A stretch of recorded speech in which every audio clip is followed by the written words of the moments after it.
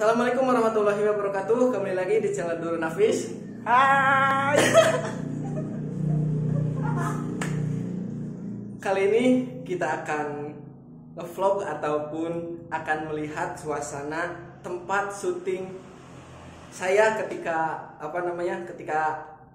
ketika konten. Jadi di sini adalah tempat saya. Oke, langsung Jat bisa ditemukan. Dan ini ada teman saya yang kurang hidung, Kurang ajar. Ini guys, gak tahu ya guys. Oke, perlu kalian ketahui di balik layar ini semua, ini adalah rumah ya, tempat biasa gordeng. Ini gordeng, posisinya itu di pojok. Dan bila kalian ketahui tempat penyimpanan tempat penyimpanan HP itu di sini guys. Nah, ini jadi jemuran. Ini adalah jemuran, di mana jemuran ini adalah tempat penyimpanan HP tuh. Jadi gini, jadi HP-nya saya simpan di balik ini. Nah, gitu. Tuh ya, gitu. Jadi ini apa namanya? Jadi bagus ya guys. Bagus apanya, Jat? Bagus itunya Nah, apa? tempat backgroundnya sangat menarik dan menawan. Coba Jat. Oh, Halo guys. Halo guys, bertemu lagi di channel Duru Nabi. Oke, mantap. Nah, ini adalah musik box Jajat. Jadi teman saya dari pesantren. Dimana musik box ini biasa saya simpan di sini. Nah, dan ini bila kalian tahu, Jat, pegang Jat. Kalau kalian tahu, ini tuh apa? Tutup. Bukan tutup, tapi ini tuh tempat ini guys. Ini tuh adalah tutup kulkas.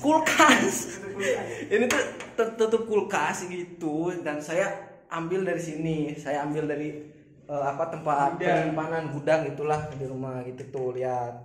Dan ini ya masih berantakan lah. Masih berantakan. Tuh ada boneka adik saya. Ya gitulah pokoknya saya cari, dikarenakan di sini tidak ada tripod karena kan YouTube-nya masih YouTube. Lah gitulah. Ya intinya ini adalah tutup kulkas dan ini adalah jemuran. Dan ini ada lagi nih. Kalian tahu kalau misalkan saya nge-YouTube segini, sebadan, tahu kan kalau nge-YouTube sebadan segini. Nah, ini sebenarnya kan cuma segini tuh ya. Jadi gimana caranya bisa pas segini nih biar pas sebadan itu? Caranya adalah akan diperlihatkan oleh saudara Jajat, yaitu ini guys. Lihat di bawah guys. Di bawah guys. Nah, ini guys. Jadi kalau lagi konten itu dia itu gitu, lihat. Saya itu berdiri di sana. Ya, coba Jat. Halo guys. Halo guys. Nah, dan jemurannya ada di sini, pakai alat yang tadi gitu. Jadi buat kalian yang mampir channel ini, jangan lupa untuk follow dan like, komen dan subscribe. Oke. Ada. Belum ada. Ada. Nah, oke. Itu gitu guys. Jadi di sini tuh lihat, biasanya kan ada ada antara dua ini ya tuh. Dua gordeng itu, antara dua gordeng. Ini sebenarnya di balik layar itu seperti ini. Jeng. Oke, dan sekarang apabila kita sudah men-shooting ataupun kita sudah meng-shoot video yang dibuat, dan kita masuk ke ruangan editing ataupun ke ruangan tidur. Jadi di mana kamar ini serbaguna guys. Kamar ini adalah tempat saya ngedit juga, tempat saya apa dan lain sebagainya. Oke, kita masuk ke kamar dan ini adalah kamar saya. Anjay. Mohon maaf ini sangat berantakan. Jat, boleh dilihat Jat, itu ada apa aja Jat? Ini ada di sini kalau misalkan kita lagi lapar, ini ada ranginang, ada baju putih tapi kosong ya guys. Itu ada tuh airnya. Ini gelas. Nah, gitu guys. Jadi di sini tuh ya saya lah, tapi kadang-kadang ditemani oleh saudara saya itu Jajat. Jat, ngopi. Iya, saya lagi diet dulu ya. Oh iya, puasa Arafah ya Jat. Maklum lah, cah mempong yang ngono. Jadi gitu guys, dan ini adalah ada casan juga kalau misalkan lagi ngedit itu mau habis dan lain sebagainya, nah langsung di cos ngono. Dan bukan terakhir juga sih, jangan lupa ngopi intinya. Ini adalah jendela Nah iya ini jendela terus piye? Pemandangannya itu Kalau misalkan kita gerah ya, kok angel Jat. Dibuka saja seperti ini. Wow, cahayanya kurang baik. Biasanya saya tuh di sini, ambil cahaya di sini. Kadang-kadang kemarin saya pas pertama-tama ngevlog di sini, bukan ngevlog maksudnya bikin konten di sini, Nah ini tempat kursi belajar, yang mana kursi belajar ini sudah saya tinggal lama. Oke, saya simpan aja di sini. Dan itu adalah barang-barang saya. Untuk saat ini kita sedang ngonten ataupun ngevlog apa namanya, keadaan santri, konten buat santri. Jat sini Jat sini Jat. Oke. Ngobrol.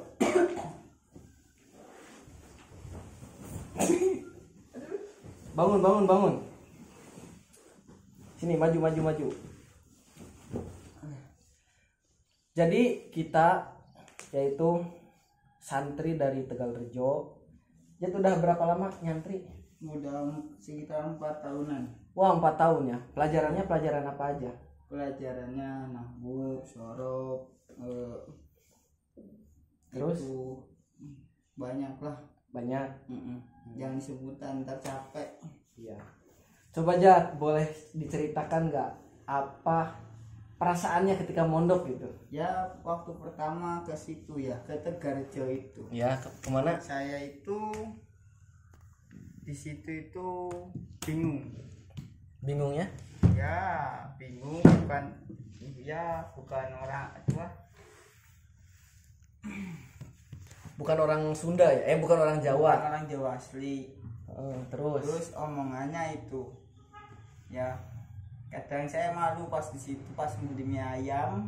Hasil tani bawa uang 4.000 doang. Iya 4.000 emang doang. Emang cukup. Enggak cukup. Ya iya 4.000 konyol. Iya itu pas awalan saya belum tahu sih. Pas belum tahu teras itu. Lanjut. Terus ya akhirnya udah tahu udah tahu lah gitu, udah tahu lama keadaan di situ. Iya tahu keadaan dan udah tahu bahasa sedikit ya, alhamdulillah sampai sekarang bisa bahasa. Gini di Jawa itu kan terkenal apa ya, apa namanya, murahnya itu loh ya enggak. Apa sih yang membedakan ketika di Jawa Barat sama di Jawa Timur? Kalau di situ murah-murah, mie ayamnya guys itu di situ masih 6.000 7.000. Kalau di sini 10.000. Iya, emang itu guys. Jadi kalau nasi goreng kalau di sini udah 15. Kalau di situ 10.000 ya guys. Ya guys. Ya. Oke, jadi di sini kita akan berbincang-bincang ataupun akan sharing santai. Jadi channel ini kan saya bawa itu untuk menjadikan apa ya, cerita ataupun perjalanan hidup santri lah intinya lah.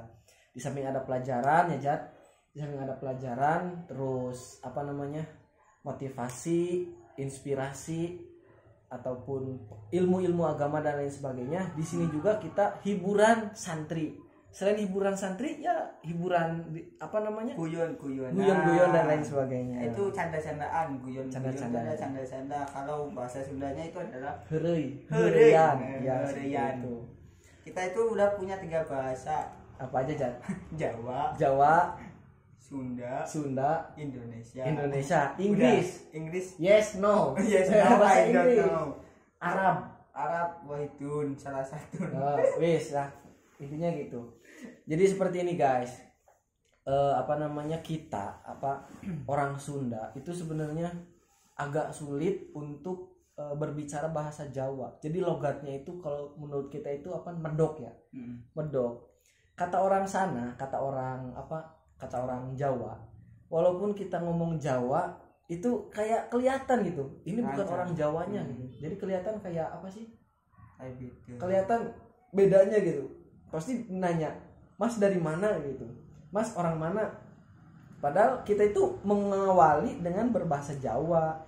Misal mau beli apa ya, tumbas atau misalkan bahasa sana lah, tapi tetap logat kita itu tetap terlihat seperti bukan orang Jawa, dan memang kita bukan orang Jawa. Oke Jan, motivasi kamu mesantren apa?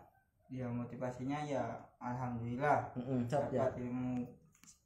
dapat ilmu sedikit-sedikit lah, kalau gak nyantol sedikit-sedikit pengalaman intinya. Pengalaman ya alhamdulillah, kerasan ya, dinikmati disyukuri aja. Kalau mondok itu ya guys, dinikmati disyukuri, diniati. Kalau kita mau mondok diniati. Dinikmati disyukuri diniati.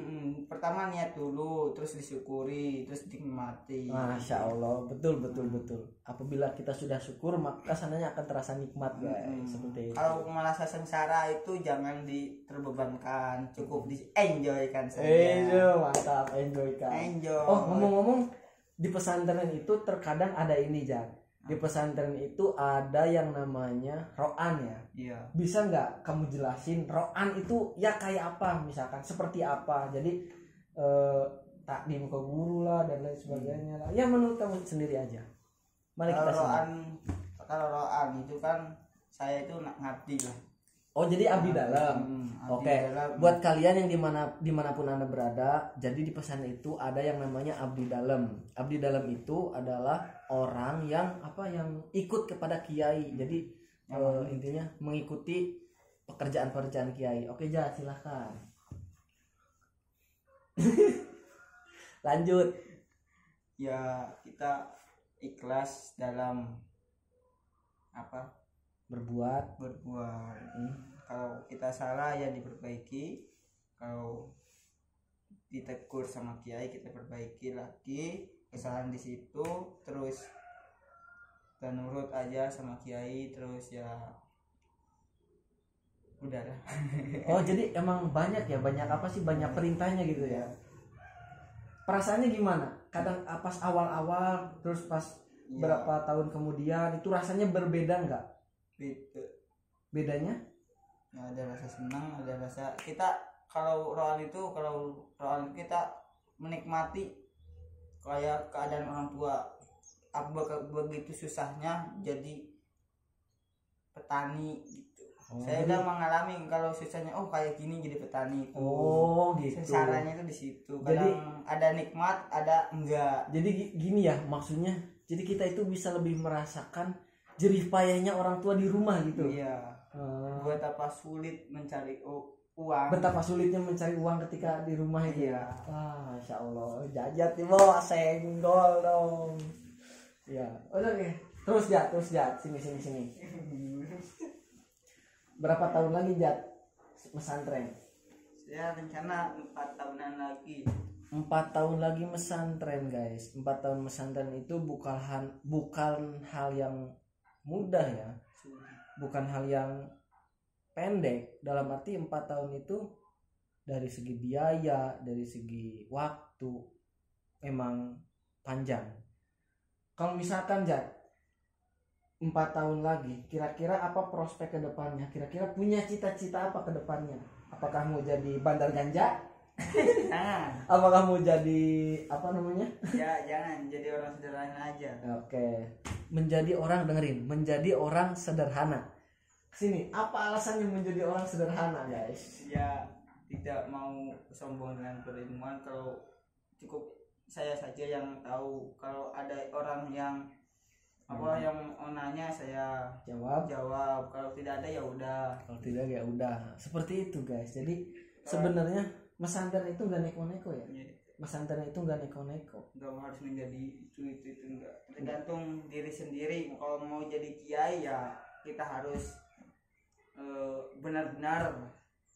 Emang mau jadi kiai Jat? Ya kalau diizinin sama Allah alhamdulillah. Tapi katanya Ajat udah ngajar ya? Iya kan? Udah ngajar belum. Masya Allah. Masih proses. Ya kalau misalkan diizinin oleh Allah berarti gitu. Jadi sebenarnya gini, kalau menurut saya itu kiai ataupun bukan kiai itu bukan menjadi patokan seorang santri ataupun seorang pelajar, khususnya pelajaran agama lah. Ya pesantren lah. Jadi kita sekarang pesantren berarti dipatok bakal jadi kiai, dipatok bakal jadi ustadz. Nah itu enggak ya, enggak kan ya. Jadi ilmu agama itu adalah suatu kewajiban yang harus kita terapkan dalam kehidupan sehari-hari, yang mana nanti ke depannya kita itu akan mengetahui mana halal, mana haram, mana baik, mana buruk, gitu intinya. Jadi pesantren itu tidak harus ataupun tidak mematokkan seseorang menjadi apa, akan tetapi di pesantren itu kita dibekali supaya kita itu bisa bisa menghadapi kehidupan yang berhubungan dengan kita nanti di masyarakat, entah itu berhubungan dengan pendidikan, entah itu berhubungan dengan sosialisasi dan lain sebagainya, dengan para tokoh-tokoh. Kita itu harus bisa apa? Bisa ngomongnya. Kalau nggak bisa kemudian. Dan ini kan lagi belajar ya. Ini kan kita itu lagi belajar public speaking yang nantinya kita akan gunakan public speaking kita itu di masyarakat, betul nggak? Betul kan? Nah, iya betul. Makanya kalau misalkan kita di pesantren itu ada yang namanya jamiah. Iya, jamiah. Jamiah. Coba Jat, ceritakan jamiah kayak gimana Jat? Jamiah itu Jamiah itu ibaratkan suatu perkumpulan. Jamiah itu kumpulan ya. Kumpulan kalau kita itu menurut lain-lain itu apa? Ada jamiah kumpulan para santri lah. Intinya kumpulan. Kalau di pondok lain nggak tahu apa namanya. Kalau saya itu jamiah. Iya sama aja kayak jamiah. Tapi kalau pondok daerah sini kan beda. Bisa kalau misalkan Anda di pesantrennya itu kayak kegiatan kayak kegiatan kumpul-kumpul santri, kayak ada pidatonya, MC-nya, terus ada runtunan acara gitu. Kalau misalkan di daerah kalian bukan jamiah, komen di bawah komentar. Komen di kolom komentar guys. Ya lanjut ya. Ceritakan seputar jamiah. Jamiah itu membuat kita menerjun ke masyarakat. Soalnya apa? Kalau di situ ada bangsanya, contoh pidato. Nah, kita itu kan akan merasakan pidato, tahlil. Tahlil. Nah, biasanya yang sering itu kalau di rumah-rumah itu biasanya tahlil. Iya, tahlil. Tahlil yang paling utama tahlil, terus khutbah. Ya, khutbah. Terus itu sih kayak apa sih, panitia gitu, prakata panitia, terus dan lain-lain sebagainya. Kalau disebutin capek bos. Iya. Jadi intinya jamiah itu adalah kayak kegiatan yang mana kegiatan itu sangat diperlukan di masyarakat. Nah jamiah di situ melatih mental, melatih kebiasaan berbicara, melatih semuanya. Jadi ketika di pesantren sekian beberapa tahun, misalkan sekian tahun ataupun 3 ataupun 4 tahun, setiap jamiah itu terus dilatih berpidato, cara menyampaikan hadis, cara menyampaikan Al-Qur'an. Terus kayak misalkan bagaimana cara menyampaikan materi dengan baik dan lain sebagainya. Lalu lama kelamaan dia itu akan terbiasa dan tidak malu. Enggak. Tapi kadang-kadang ada orang itu namanya grogi. Ya, saya masih ingat. Contoh saya itu masih grogi kalau di situ. Ada orang brobes yang yang pidatonya saking malu, paling bacanya itu kayak kayak Bismillahirrahmanirrahim warahmatullahi wabarakatuh. Nah, jadi kayak baca gitulah, saking groginya. Dan itu pertama memang seperti itu, akan tetapi kesananya nanti akan berbeda lagi.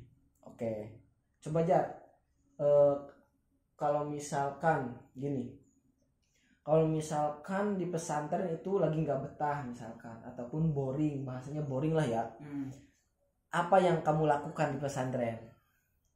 Kalau boring kayak gitu, ya kadang suka kadang kalau mood ya jalan-jalan, ada yang kalau ada yang membaca Al-Quran, terus ada yang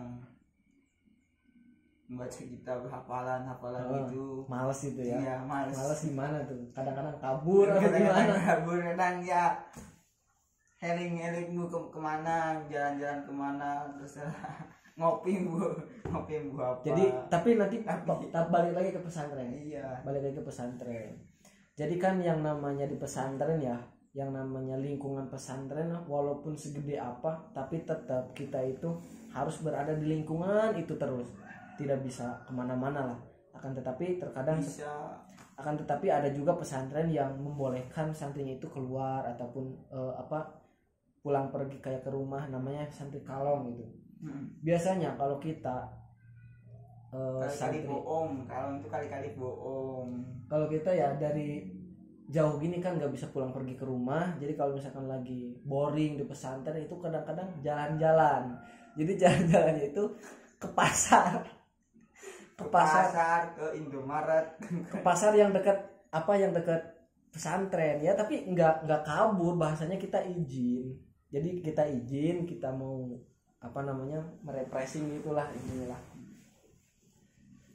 Terus ya kalau misalkan kamu ya lagi dikirimin, kan punya uang gitu kan, nah yang sekarang yang menjadi pertanyaan seperti ini, dikirimin uang, kalau misalkan uang udah habis, terus misalkan kebutuhannya banyak, coba lihat sana biar penonton tahu. Kebutuhannya banyak. Nah gimana tuh Jat kalau misalkan lagi genting-genting banget gitu, apa yang kamu lakukan? Kamu jawab. Ayo. Oke, kita tanyakan kepada seorang Ajat bagaimana.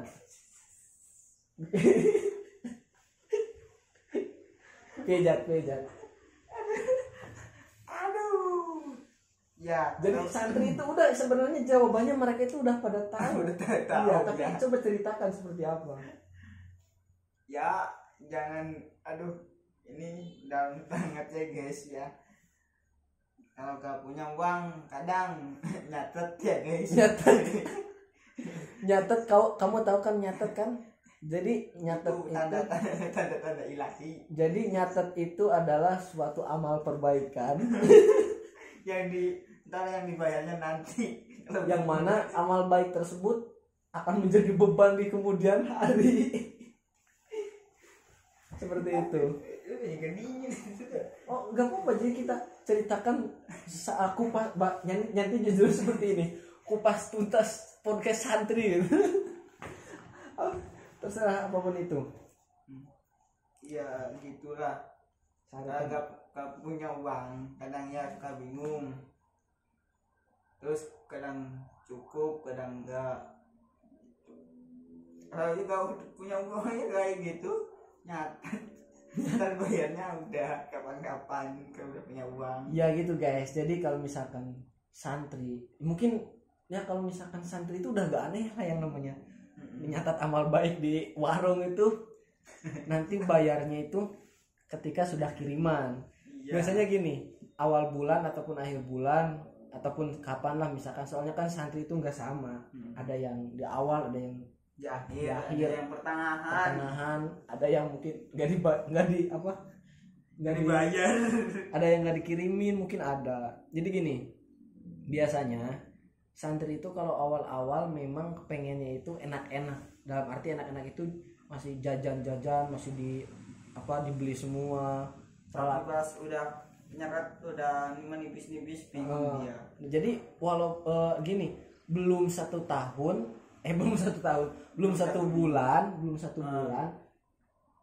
uangnya itu dari 1 minggu atau 2 minggu itu udah habis gitu. Uangnya itu udah habis itu. Nah setelah itu ya untuk menyambung hidup bahasanya ya, untuk menyambung hidup ya nyatet dengan cara aman, dengan berbaik hati kepada tukang warung gitu. Nah nanti ketika nyatet itu beberapa hari. Nah, ketika sudah punya uang, ketika dikiriman langsung habis itu karena buat cetak tersebut. Kadang bingung. Ya mungkin itu sebenarnya apa ya? Sebenarnya itu adalah kegiatan ataupun tingkah laku yang kurang baik sebenarnya. Tapi itu sudah banyak terjadi di pesantren. Jat, ada pertanyaan nih Jat. Gimana pendapat Ajat? Gimana pendapat kamu tentang santri menjadi YouTuber ataupun santri yang kayak bikin video di Instagram, ya kayak ceramah-ceramah gitulah, ya termasuk channel Durun Nafis ini. Gimana pendapatnya? Pendapatnya ya alhamdulillah, kalau menurut saya bagus saja. Soalnya memperkembang kebudayaan atau keagamaan Islam, mengembangkan juga. Ya, mengembangkan juga. Selain itu ya kita harus mengambil sisi-sisi positifnya ya. Kalau negatifnya dibuang aja ya guys ya. Gini, positif negatifnya itu maksudnya gimana? Kalau ada perkataan yang tidak memungkinkan atau tidak baik, itu dibuang. Ya. Kalau negatifnya itu, kalau positifnya kalau ada yang belum paham kan sesuatu ceramah yang baik, yang bagus, bisa diambil. Oke, betul. Jadi intinya kita itu ibaratkan kayak memetik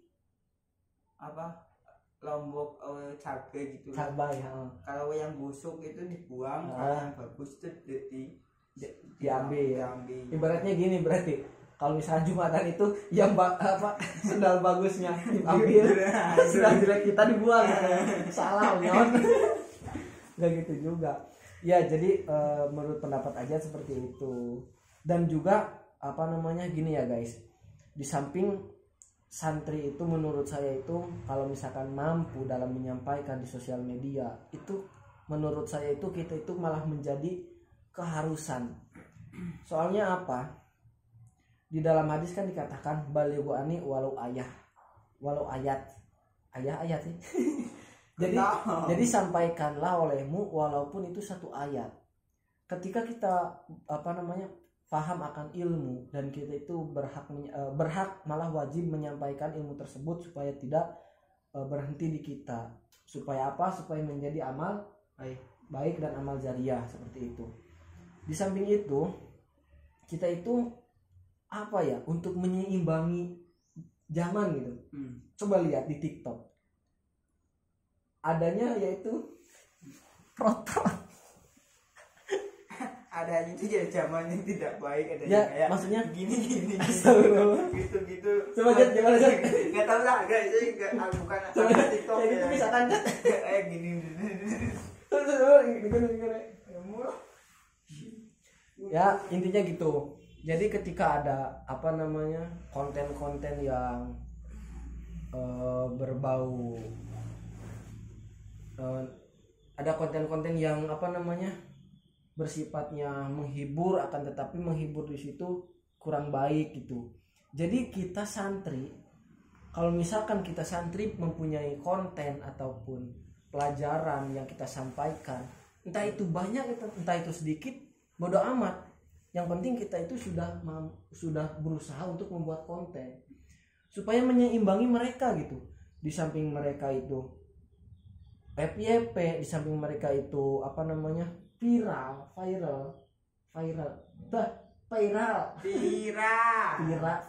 zat bahasanya itu.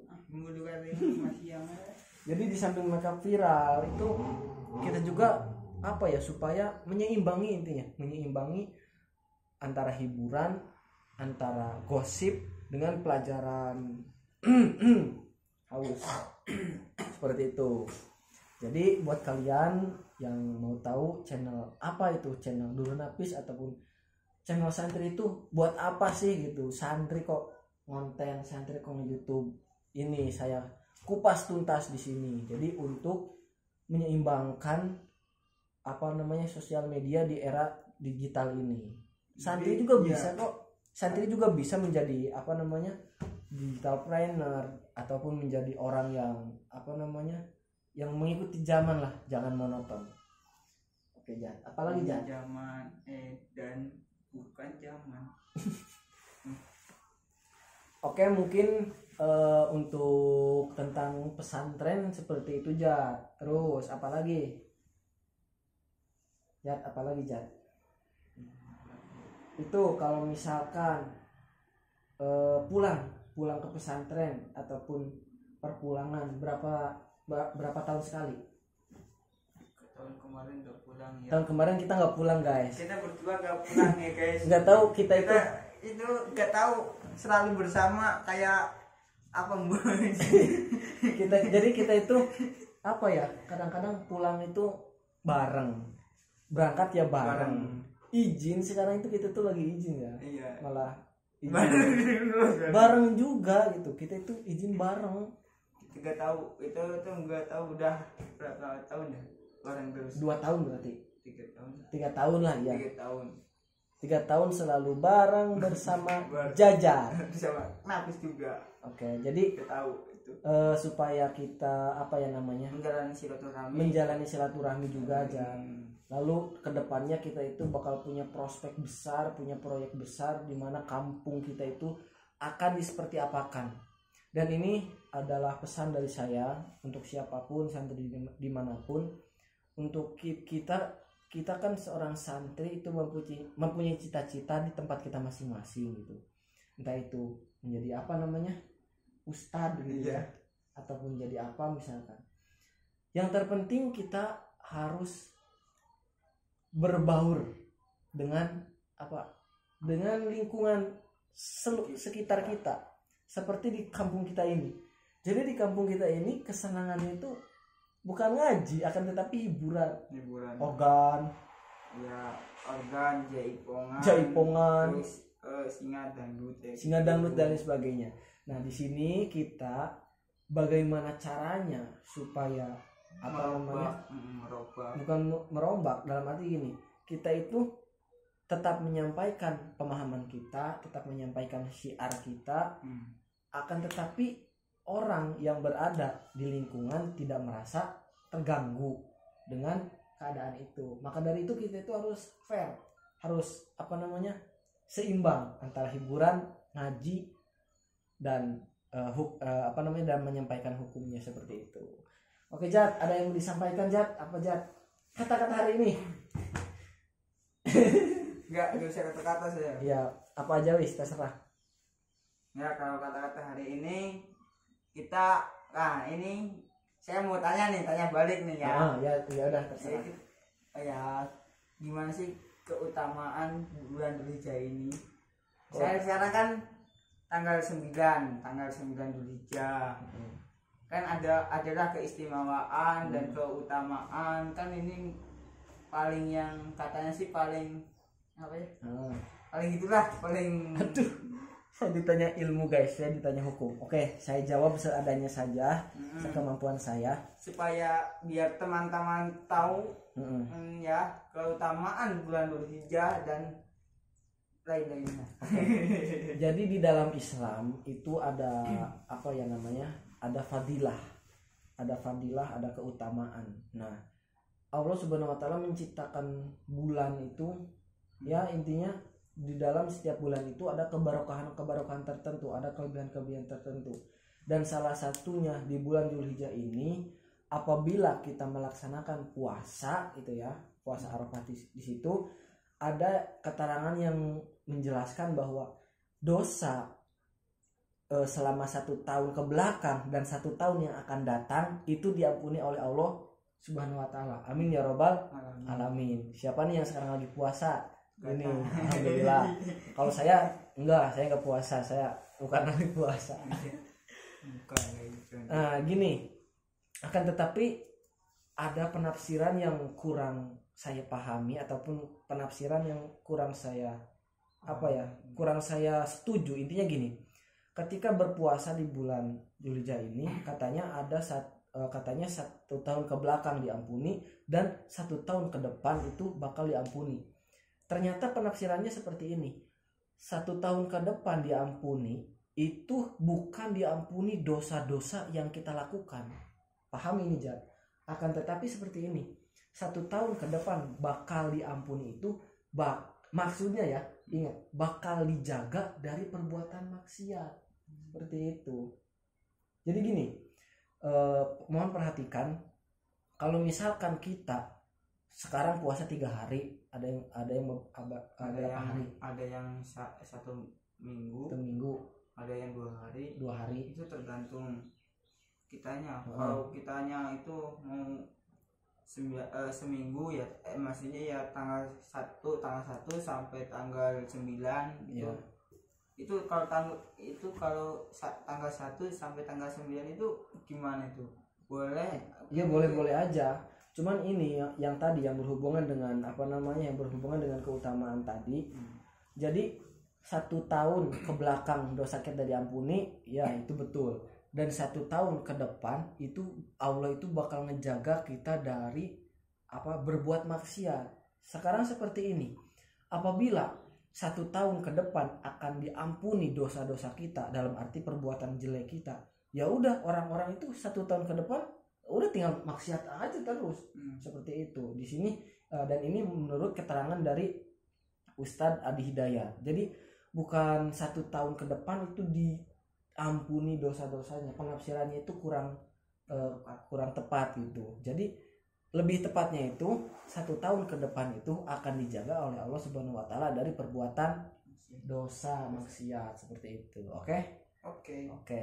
Dan alhamdulillah hari ini kita diberikan kesehatan oleh Allah. Semoga cerita kita menjadikan inspirasi ya, menarik. Kalau tidak menarik dibuang saja ya. Kalau tidak menarik ya komen aja di komentar. Ya. Kejat. Oleh karena itu mari kita undurkan diri. Wassalamualaikum. Ntar dulu dong. Buat seluruh penonton jangan lupa untuk like, komen dan subscribe di channel ini ya guys. Share juga. Assalamualaikum warahmatullahi wabarakatuh. Dadah. Bye bye.